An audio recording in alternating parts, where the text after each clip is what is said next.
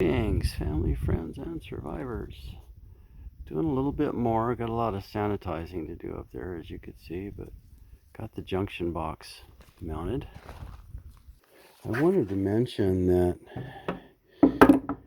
if you're going to be using MC4 connectors, and I highly recommend that you do, there's some tools that you need to get. You've got to have these to separate them. You don't really need them to tighten them, but you've got to have them to separate them. In fact, you ought to keep this around so that if you ever needed to disconnect a solar panel and you don't have a rapid disconnect, then one of these will really help. Though you're not supposed to disconnect them under load because they arc. And so when these two snap together, and it's hard to do one-handed, hang on a sec, when you do them right, they click. And then this tool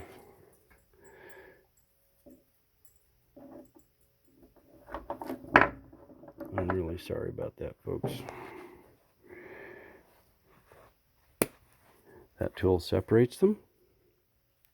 Try that one-handed, but I did it.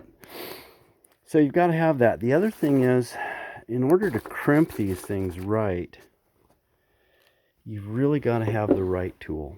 And it looks like that. And if you do it backwards, crimp it upside down, it's not going to hold. You've got to have it just right. A lot of YouTube videos on that, how to do it. But if you're going to do MC4 connectors, don't just squeeze it together with a pair of pliers. It's going to arc and become a problem down the road. So you need that tool, you need these tools, and you need this. There's not a real convenient way to strip PV wire. Most PV wires 10 gauge, and it's worth spending the $25–30 for a good pair. It's a Klein tool.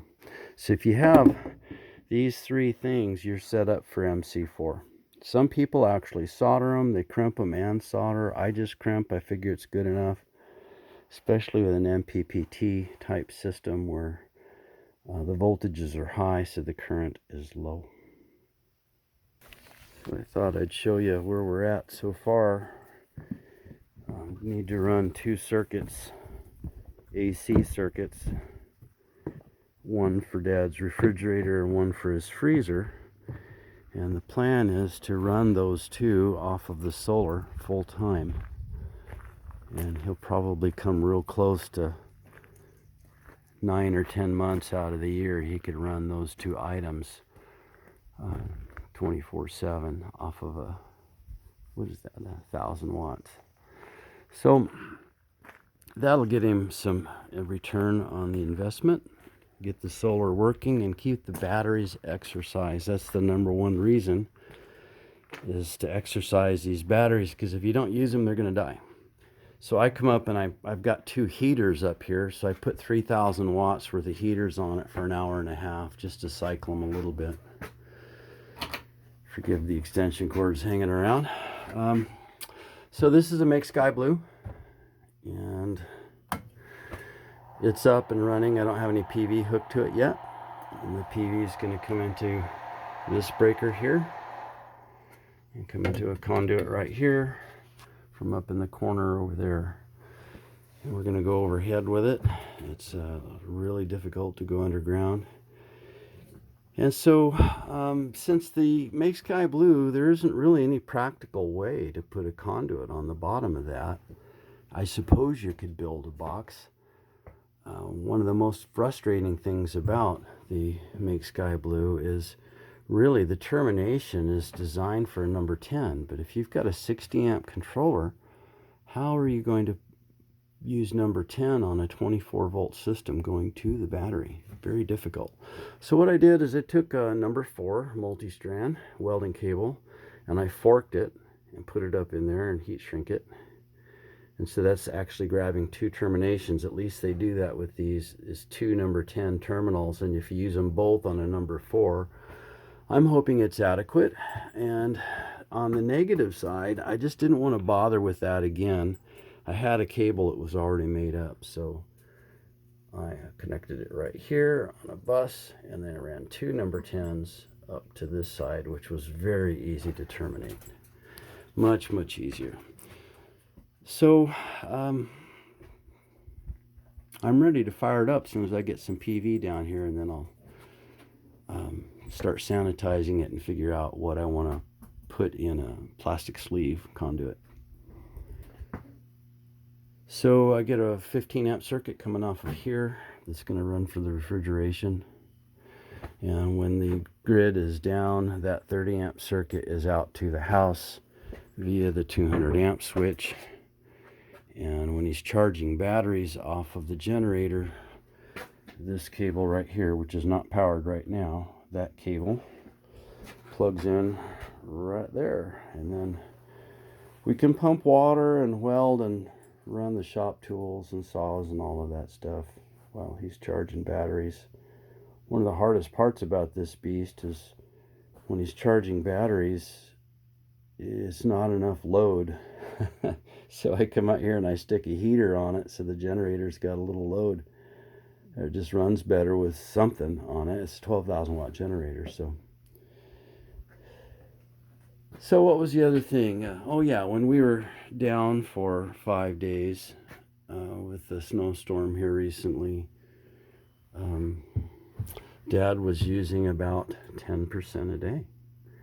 And that is a pretty efficient house. He just shut his diesel fired heater down, forced air heater, and he used his propane heater in the back bedroom and his wood stove in the living room. Left refrigeration on and all the lights as normal, and we were only using 10% a day. So I'd say that's super efficient because he's only got a 480 amp hour battery bank.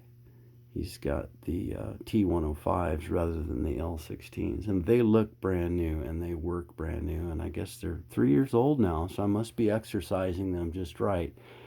Specific gravity is spot when you're using the inverter charger to manage them. Well, solar's going to be taken over here sometime in the next few weeks, and I'll have to tweak the controller to make sure the specific gravity comes up and set the absorb time and all that. And one thing about these Make Sky Blues, they work, but they're not real user friendly. I have another TriStar, 60 amp TriStar, but it is PWM. And so we found this Make Sky Blue for, I don't know, a couple $100, 150, something like that. May have been less. All right, well, that's the updates where we're at so far, and I hope everybody's doing well.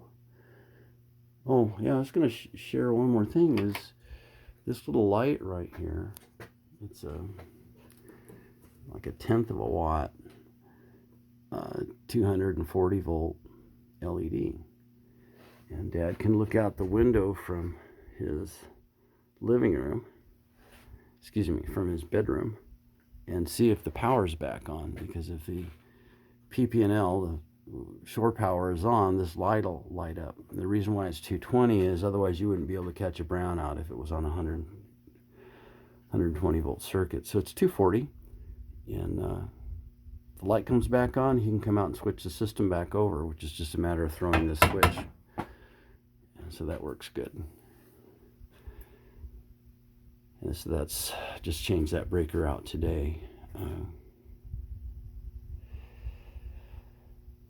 I can hear the transformer from where I'm at right now. There's a transformer back here for the power, but Dad can't hear it humming. And if the generator's running, you certainly can't hear it. Isn't that quite a octopus there? That's years of adding and moving things. Yeah. Anyway, the solar panels are actually right up there on that roof, so I got to get that PV feeder line down here somehow. All right, enough gabbing. I'll let you go. Have a blessed day.